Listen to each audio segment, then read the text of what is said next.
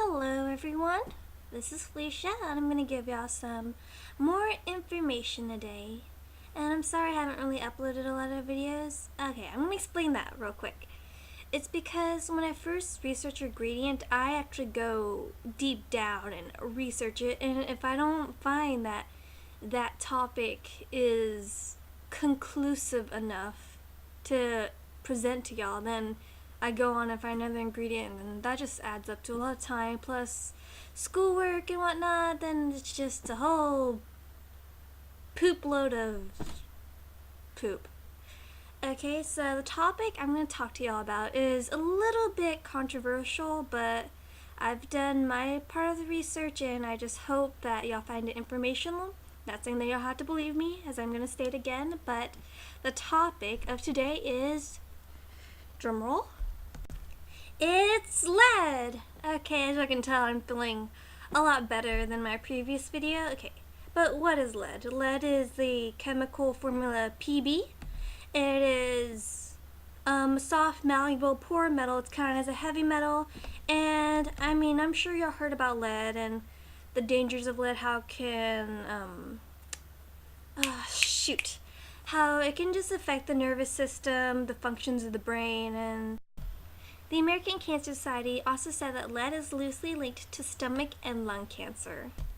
Okay, so lead. There are studies that show that there's lead in lipstick. Okay, before y'all get all angry, it's like, oh, there's lead everywhere, because that's true. There's lead everywhere around us.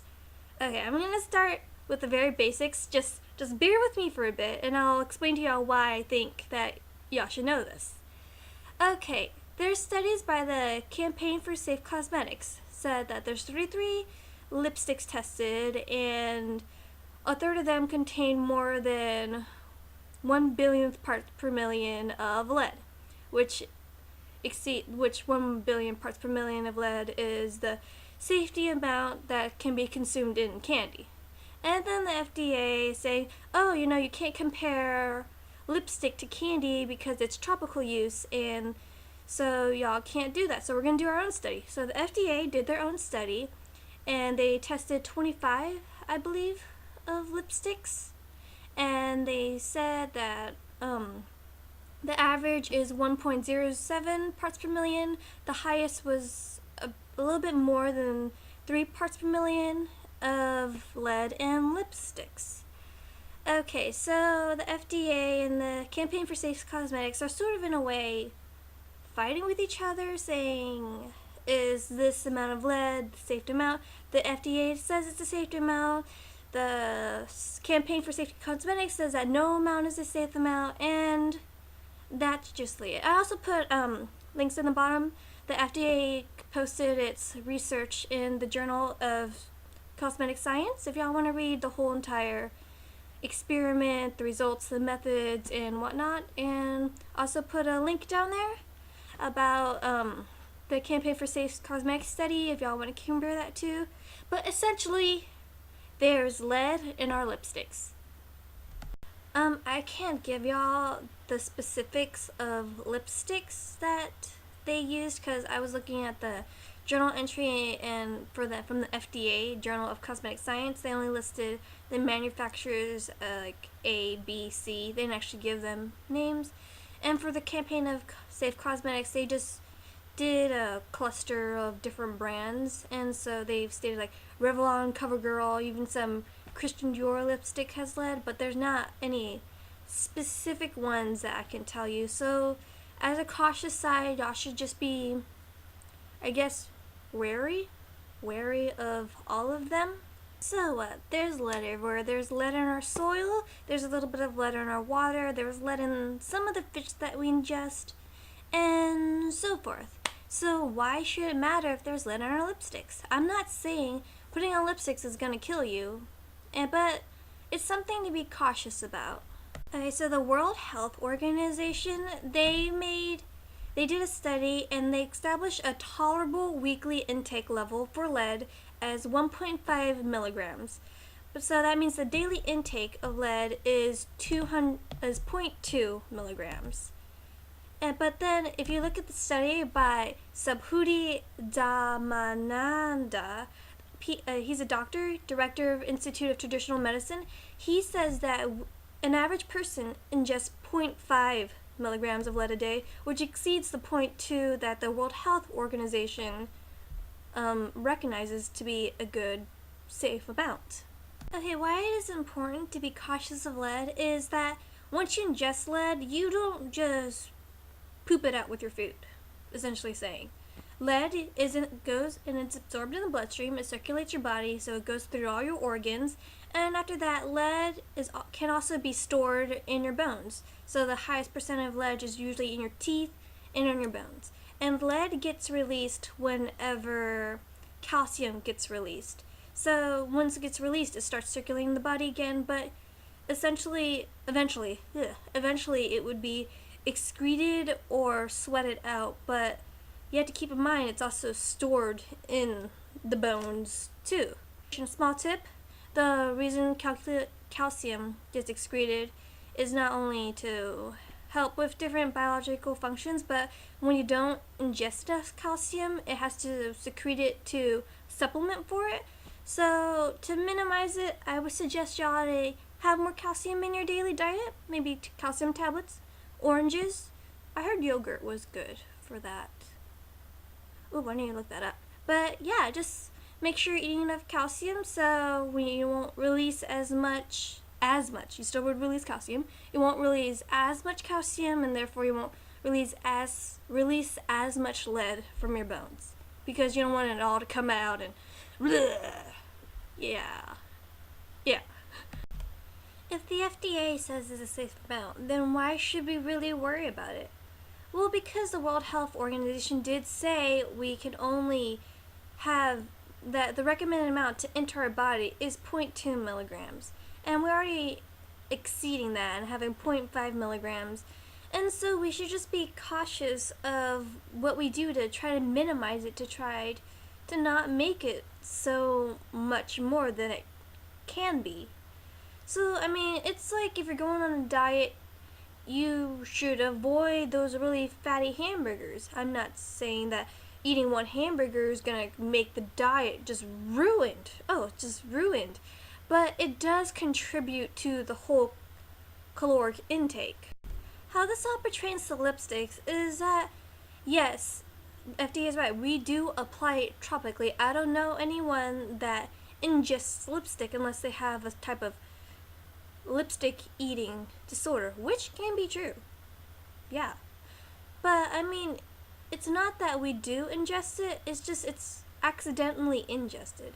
We put a lipstick on, we go eat lunch and stuff, and the lipstick's gone. It's because when we eat the food, our lips rub up against food and it enters our mouth. Or sometimes, we wipe it off, which is another quick tip. If you're wearing lipstick and you just want to reduce the lead contamination in your body, whatnot, just take off your lipstick before you eat. I'm not saying don't wear it at all, because actually the lead cannot really be absorbed through the skin because it's too big. The molecule itself is too big, and then our skin is very protected, and so it's not really going to enter. I'm not going to say it's definite. I'm going to say it's not very likely for it to enter the skin, but we do ingest it since it's so close to the mouth. And not just by eating, by drinking too. So we drink from a cup, there's that little lipstick stain that you usually see on it, and we keep on drinking from the same spot, having it slowly ingested. And I mean, not only that, as other people have seen from wearing lipsticks, sometimes when you apply it, you get it on your teeth, and you don't really realize it, and when you're on your teeth, your mouth closed, the saliva sort of breaks it down, and you swallow it and ingest it even more. So it's not that we're purposely trying to eat it, it's more accidental. And I mean, the amount of lead in the lipstick isn't the only factor that contributes to the 0.5 milligrams a day, but it is a factor, and it's just something to be cautious about. If you don't have to wear lipstick, then try not to. You can use Carmex. Carmex is all natural. I'm gonna get you a nice gloss.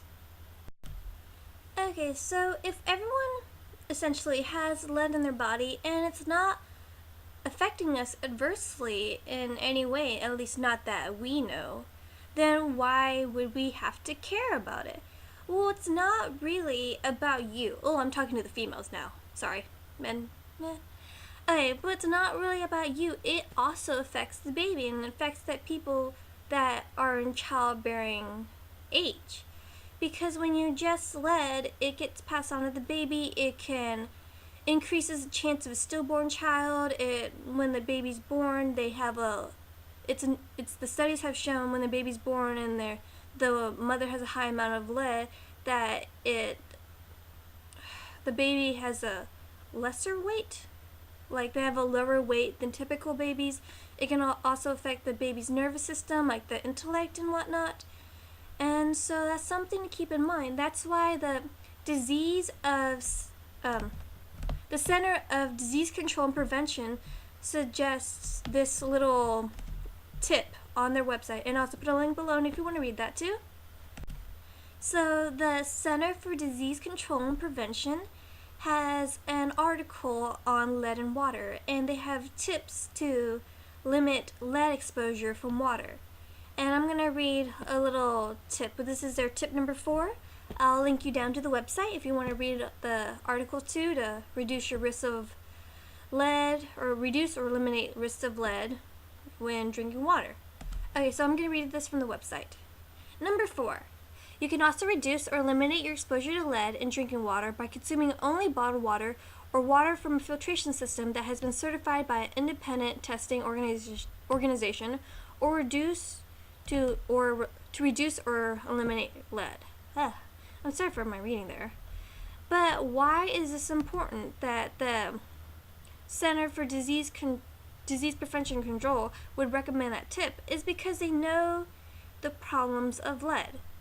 If they would suggest you to drink bottled water over the tap water, and keep in mind the EPA's action level for lead in the water is 15 parts per billion, compared to lipsticks, which could be as high as 3 parts per million.